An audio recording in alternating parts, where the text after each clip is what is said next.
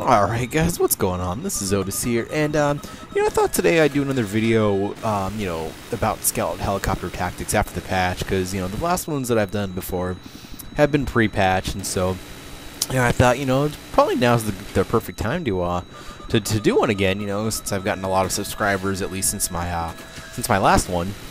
And so, I'm gonna start out with, with some tips, definitely with the below radar. You definitely have to start taking advantage of it. And, I would definitely have to say I would rather be using the ECM jammer than the flares after the patch. Just for a multitude of reasons.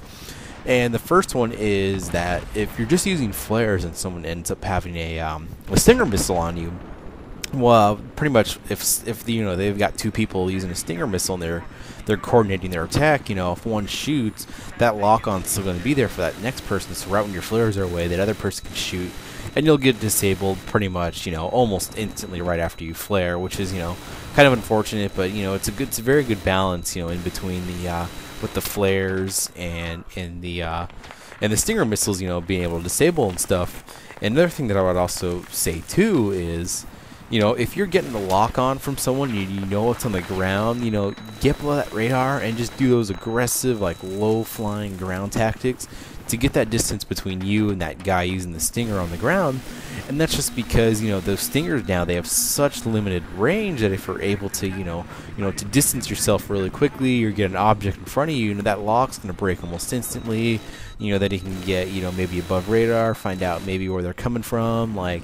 You could turn around maybe after you flare the first time, get below radar, see where that missile's coming up with the streak that comes in the sky, and you could be able to figure out in the general vicinity of like where they are and stuff. And this is a good tip right here. There was a soul flam that a sniper ended up putting on top of the building, and those are really important to take out now because they actively will look for vehicles whether a sniper is there or not. And so pretty much now with a lot more people using the javelins, you're going to have to take that out almost instantly and as soon as possible. And so that's always a big priority now is shooting the soul flams right away. And right here when I got hit too, pretty much I used my ECM jammer a little bit too early pretty much. And so basically what ended up happening is that guy was able to get the lock on again and then shoot me with the missile. But luckily I had a guy with me who was just a completely random person, just repaired me the whole entire game. This was the very last part of the my 3-part series in that like half-an-hour flying game. So this one's a little bit longer,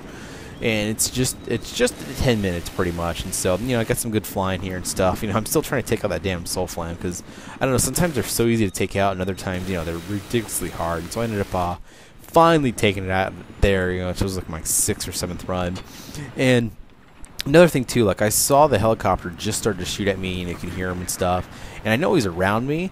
And if both the helicopters are coming head on, like a chicken style thing, you pretty much want to do what I did there, and almost you just want to duck down as low as you can to the ground.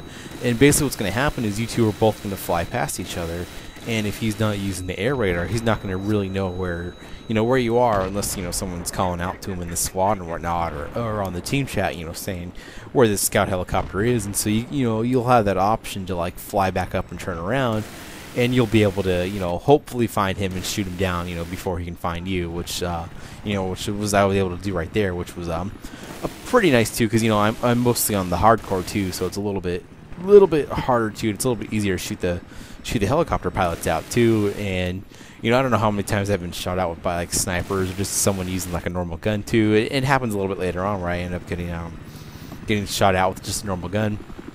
But you really with those ECM jammers also, you definitely want to take advantage of that. And when you first start to get that lock on, you want to fire it instantly as soon as you can. And then I always love this. I always love when people parachute, 'cause it's always just like free kills, except this time it ends up biting me in the ass because I just got so focused on this one guy that I ended up getting rocketed right here, which is another like definitely helpful tip too, is like don't focus on one guy who's not going to kill you. Like that was a that was the support guy, and so all he had was C4. He's not going to turn around, jump up in the air, and throw like a thing of C4 on me. Like there's definitely not he definitely wouldn't have been able to kill me at all, and I just got so focused on him that ended up being the death of me. And then right here too, when I first started firing at this helicopter, I shot the first missile, and then I waited a few seconds, and then I shot the second one. And what ended up happening is pretty much after I shot that second one is when he popped his flares. And so what ended up happening there was both the missiles ended up missing. Had I waited maybe 5 or 6 more seconds, until he flared officially that first time and then fired my second missile, I would have been able to hit him with that second missile, which would have been fine. And then the second time I knew his flares weren't recharged and both my missiles were already recharged, and so that's how come I dumped both the missiles right away. And so that's some little tactics and strategy that you'll definitely have to use now with this new patch. Because you can fire one missile, wait for them to dump their flares, and then wait a few seconds and then fire that next missile, because that lock doesn't go away as long as you're in that distance. It's still locking onto them.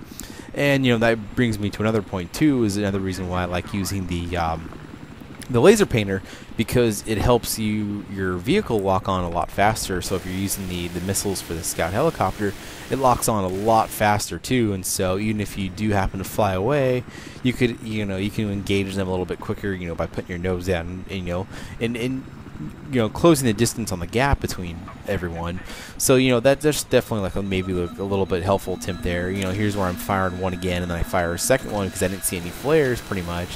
And both of them ended up getting hit and destroyed, and the guy ended up getting ejecting before the helicopter ended up blowing up, or the helicopter flew into the water. Not really sure what happened there.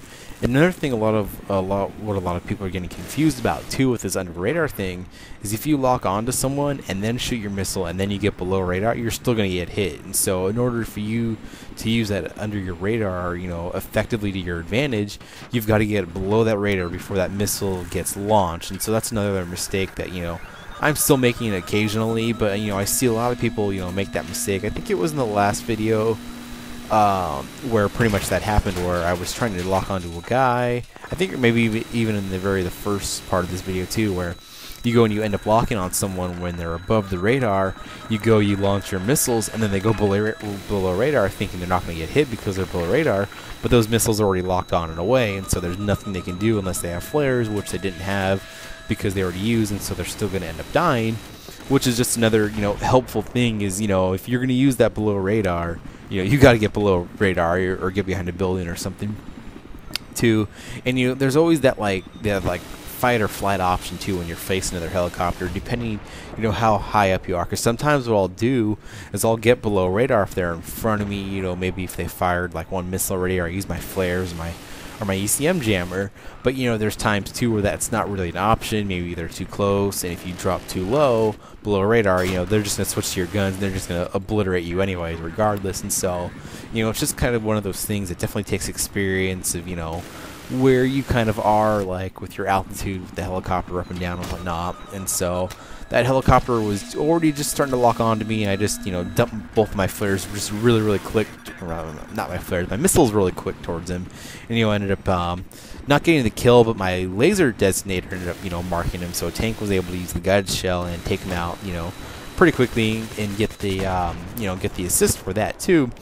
And that's another good way to help unlock the helicopter also is either sitting in the seat repairing, because you get your sky helicopter points for that. And then also once you have that laser painter, even though you don't really need points, it still helps you get to your next stars and stuff, because every time you've got that laser painter on and someone uses a javelin or tank guided missile and they blow them up, you get those kill assist points, whichever the damage was, you get towards your thing, so it can equal just as much as if it kills sometime, which also helps getting your next star and stuff. And that's right there where I ended up getting shot out, and then they ended up stealing the helicopter at the very end. And in this game, that was the very last time I was able to get the helicopter, because I only had like 30 seconds left, and so I ended up spotting and getting like one javelin kill right at the very end. But I didn't put that in there. But hopefully you guys, hopefully these tactics help you guys out, and I don't know what you guys want in my next few videos, but just let me know, and thanks for watching, guys.